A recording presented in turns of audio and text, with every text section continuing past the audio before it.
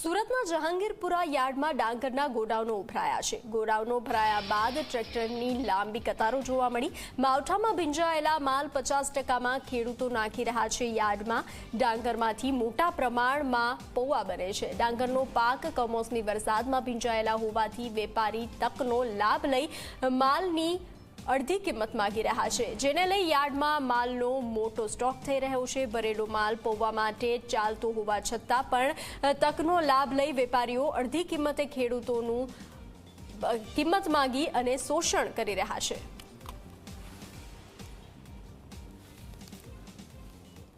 સુરત સહિત દક્ષિણ ગુજરાતમાં જે રીતે કમોસમી વરસાદ પડ્યો હતો, જેને કારણે જે દક્ષિણ ગુજરાતના જે ખેડૂતો છે તેનો જે ડાંગરનો જે પાક છે તે પાક પલળાઈ ગયો હતો। ત્યારબાદ ખેડૂત દ્વારા જે ડાંગરનો જે પાક છે તે સૂકવીને જે જહાંગીરપુરા યાર્ડ છે તે યાર્ડ ખાતે લઈ આવવામાં આવ્યા હતા। આપ જોઈ શકો છો મોટી સંખ્યામાં જે ડાંગરની જે આવક છે તે અહીં થઈ રહી છે। આ ઉપરાંત જે ગોડાઉન મુખ્ય જે છે તે ગોડાઉન ભરાઈ ગયું છે અને ત્યારબાદ ખેડૂત સમાજ દ્વારા અન્ય જે ગોડાઉન છે તે અહીં ઊભું કરી દેવામાં આવ્યું છે। ખેડૂતોનો તમામ જે માલ છે તે માલ લઈ લેવાય અને ખેડૂતોનો જે માલ છે તે ફરીથી ના પલળે તે માટેનું જે આયોજન તે અહીં કરવામાં આવ્યું છે। હાલમાં જે રીતે પરિસ્થિતિ ઊભી થઈ છે, ક્યાંક ને ક્યાંક જે ડાંગર છે તે ડાંગરનો પાક ઓછા ભાવે વેપારીઓ ખરીદવાનું નક્કી કરવામાં આવ્યું છે, ત્યારે ખેડૂત સમાજમાં ક્યાંક ને ક્યાંક રોષનું વાતાવરણ જોવા મળી રહ્યું છે। જી કાકા, હાલમાં શું હાલત આ ડાંગરની? અત્યારનું ડાંગર જે આવે છે પાછળનું બધું સૂકું જ છે। 15 ગેટની ઉપર એ લોકો લેતા નથી। 15 થી ઉપર જાય તો 2 નંબર જાય છે, બરાબર। તો અત્યારનું જે આવે છે બધું 15 ગેટમાં લે છે, પહેલા નંબરમાં જાય છે। તો માલ પીલા આવ્યો ક્યાંથી? સૂકું જ છે ને। વેપારીઓ કેટલા રૂપિયા ભાવે માંગી રહ્યા? અમને કઈ વસ્તુ વાત કરતી તો મંત્રી ખબર પડે કે મંત્રી શું કહેવા માંગે છે, વેપારી શું ભાવે આપે, શું કરે, અમને કઈ ખબર નથી એ વાતની। શું કહેવું છે? હા, શું કહેવાનું? ડાંગરનો જે પાક છે એમાં ભાવ ઓછો આવી રહ્યો છે, શું કહેશો?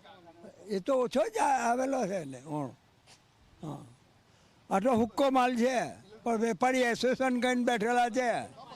હા, આ લોકોનું પ્રમુખ ને મંત્રી નક્કી કરે છે, કમિટી સભ્ય લોકો નક્કી કરે છે વેપારી સાથે। અમારે તો આમાં કોઈ આવે જ નહીં, કેટલા ભાવે વેચ્યું, કેટલા ભાવે, પછીથી અમને ખ્યાલ આવે કે આટલા ભાવે વેચ્યું કે આટલા। પણ અત્યારનો માલ તો બધો સૂકો જ છે, જે માવઠા પછીનો જ બધો માલ આવ્યો છે, સૂકો જ આવ્યો છે, કોઈ ભેજવાળો નથી। જે ભેજવાળો હતો તે વચ્ચે ખાલી 5-7% જે પડી ગયેલું ત્યાંનું જ પીલાયેલું હતો, બાકી અત્યારે બધો એક રેન્જનો જ માલ છે।